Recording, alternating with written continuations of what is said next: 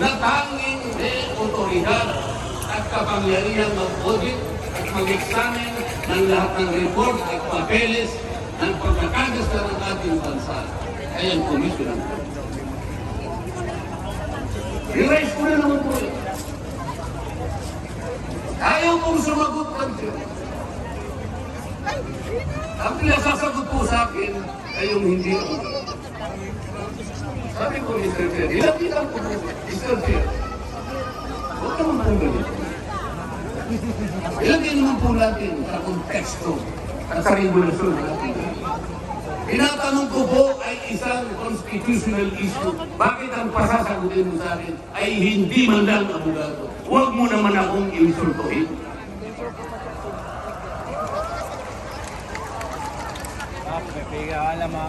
Doon sa puntong yun, alam po niyo, pati yung kinakain kong hopya, pinagtripan nila.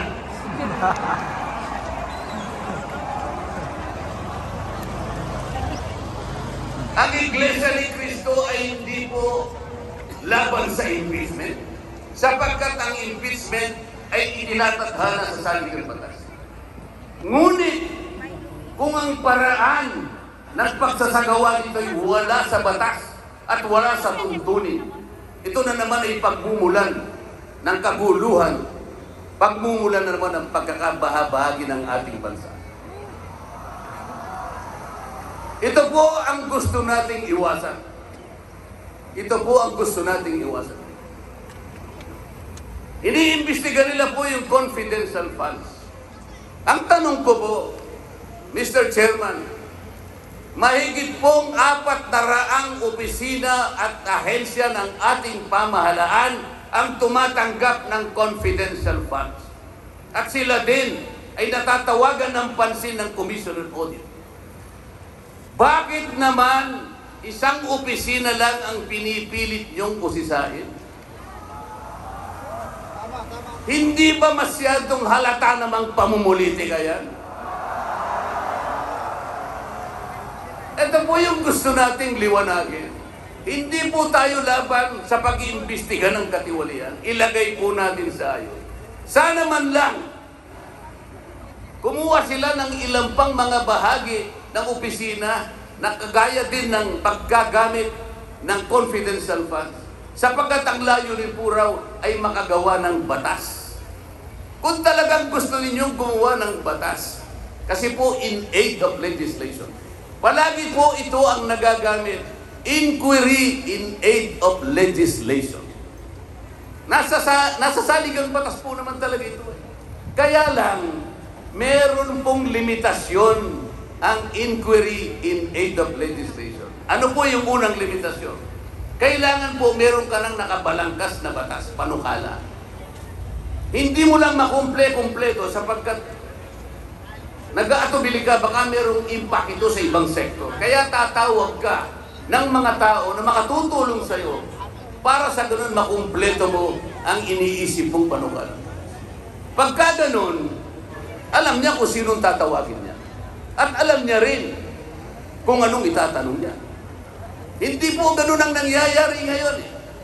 Dahil nga wala na pong rule of law, basta na lang sila tatawag ng kahit sino sapagkat hindi naman po talaga ang layunin ay gumawa ng batas kung hindi usigin ang taong gusto nilang usigin. Ito po ang nangyayari. Kaya nga po, dahil sa kagustuhan nila na talagang usigin ng ICC ang Pangulong Duterte, alam po rin yun? Yun lang ang tanging layunin. Sa 13 pagdinig ng Quadcom, 13, nakapaggawa lang sila ng isang batas na kahit siguro po high school graduate pagtatawanan niya yung kanilang panukalang batas. Bakit po?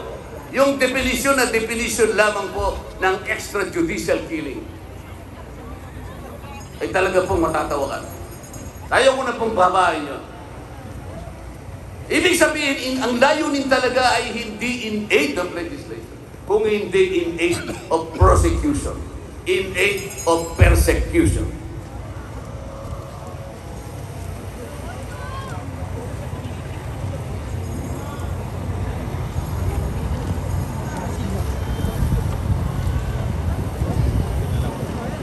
Kanina po, mga kababayan, napanood po ninyo ang video na kung saan ay nagpahayag na hindi paksangayon si Pangulong Marcos sa namumuong impeachment laban sa pangalawang Pangulo. Ulitin ko lamang po yun. Sabi niya, tumutukoy po dun sa pagsasagawa ng impeachment. This is not important. This does not make any difference to even one single Filipino life. So why waste on this? What will happen if somebody files an impeachment? It will tie down the House. It will tie down the Senate. It will just take up all our time and for what? For nothing. For nothing. Sabi po niya ito, none of this will help improve a single Filipino life. As far as I am concerned, it is a storm in a teacup.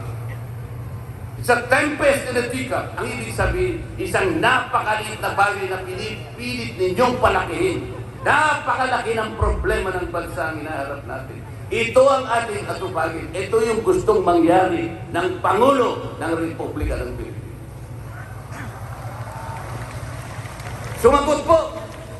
Sumagot po ang liderato ng House of Representatives.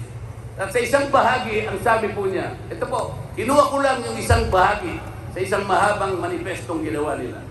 Sabi po ng House of Representatives, bilang tugon doon sa sinabi ng ating Pangulo. Sabi po niya, together, let us rally behind our President to protect and preserve the gains of democracy as we build a stronger, more united, and more prosperous republic. Pero nasaan po kaya?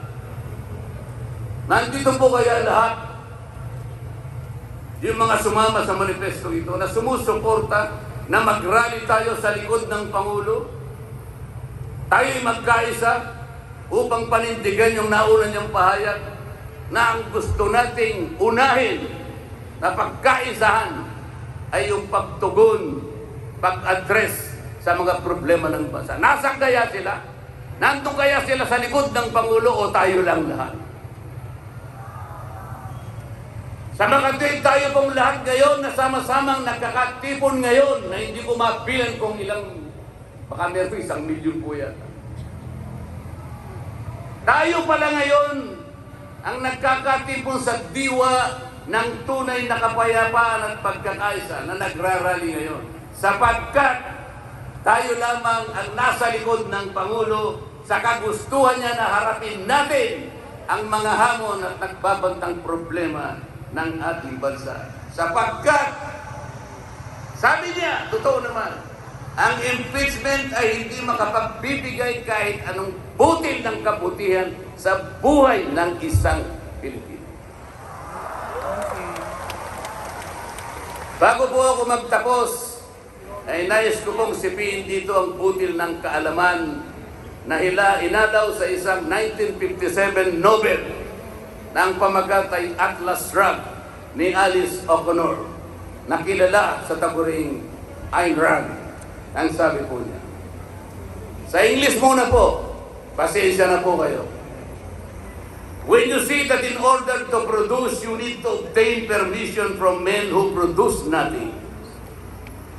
When you see that money is flowing from those who deal not in goods but in favors. When you see that men get richer by graft and bull, not by work. And your laws don't protect you against them, but protect them against you. When you see corruption being rewarded and honesty becoming a self-sacrifice, you may know that your society is doomed.